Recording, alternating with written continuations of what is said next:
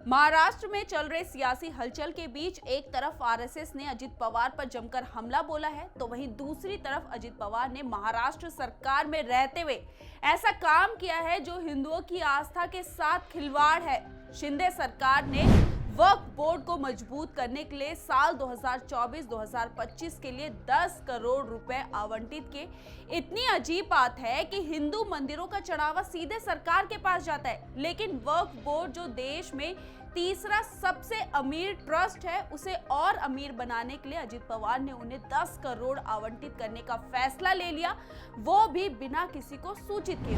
आखिर ये माजरा क्या है? कैसे वक्फ बोर्ड को दिन प्रतिदिन अमीर बनाया जा रहा है, ये हम आपको बताएंगे, लेकिन उससे पहले आयन भारत को सब्सक्राइब कर लीजिए।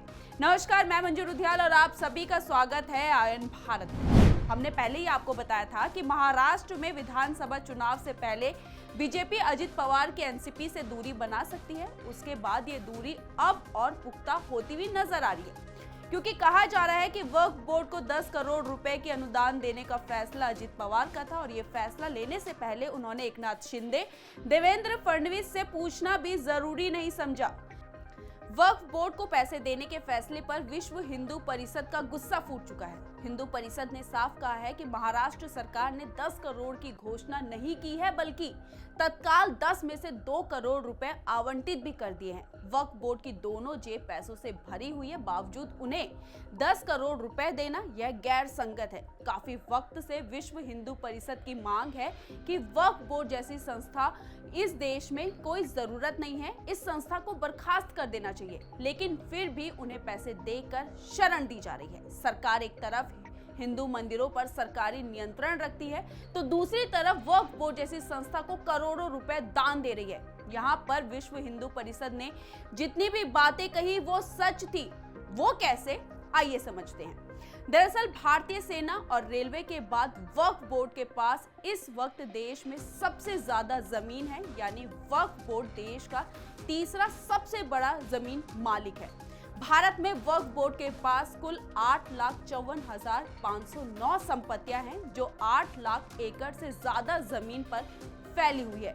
सेना के पास लगभग 18 लाख एकड़ जमीन है और रेलवे की संपत्ति करीब 12 लाख एकड़ में फैली हुई है। 2009 में वक्फ बोर्ड के पास 4 लाख एकड़ जमीन थी, जबकि साल 2022 के आंकड़ों पर नजर डालें तो ये जमीन दुगनी हो गई। अब खुद सोचे, जमीन तो खुद बढ़ती नहीं है, फिर वक्फ बोर्ड के पास इतनी सारी जमीन आ कहां से रही?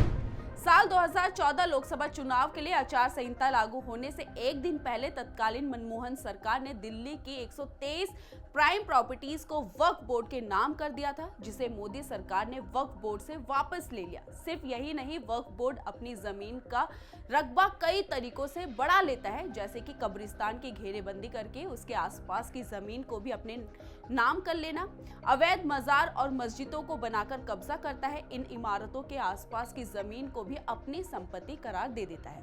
अब क्या आपको नहीं लगता ये धर्म के आधार पर तुष्टीकरण है? धर्म के आधार पर कोई आरक्षण या रियायतें नहीं दी जानी चाहिए?